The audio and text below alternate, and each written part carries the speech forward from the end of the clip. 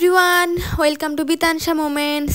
রাত বাজে 11:15। মাথায় খুব ব্যথা করছিল, তাই বর মাথায় তেল মাখিয়ে চুলটা বেঁধে দিচ্ছিল। আমি ভাবলাম এই সুন্দর মুহূর্তটার একটা স্মৃতি বানিয়ে রাখা যাক।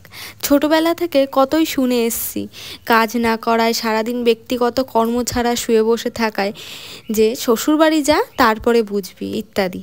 আসলে বিয়ের পর জীবনটা সত্যি অনেকটা পাল্টে যায়। হ্যাঁ, আমিও একমত। ডিপেন্ড করছে নিজের জীবনসঙ্গী আর শ্বশুরবাড়ির মানুষগুলো কেমন তার উপর। আর হ্যাঁ, তুমি নিজেও তাদেরকে কতটা সুখে রাখতে পারছো, কতটা খুশি রাখতে পারছো তার উপর। জীবনটা খুবই ছোট, তাই বাকি জীবনটাও এইভাবেই কাটিয়ে দিতে চাই সবার সাথে সুখে দুঃখে। আমাদের প্রত্যেকটা মানুষের জীবনে দুঃখের বিশেষভাবে প্রয়োজন, না হলে আমরা জীবনের সব থেকে সুন্দর মুহূর্তগুলো উপভোগই করতে পারবো না। আর এই যে আপনারা, হ্যাঁ আপনাদেরই বলছি, মিষ্টি মিষ্টি কথাগুলো শুনে একদম ভুলে গেলেন তো? কিন্তু একবার আমাদের মতো নিরীহ নিষ্পাপ বড়গুলোর কথা ভেবে দেখবেন, যারা রাত 12টার সময় বউয়ের মাথায় তেল মালিশ করে দেয় আর মনে মনে গান করে, হায় রে বিয়ে হলো কেনে,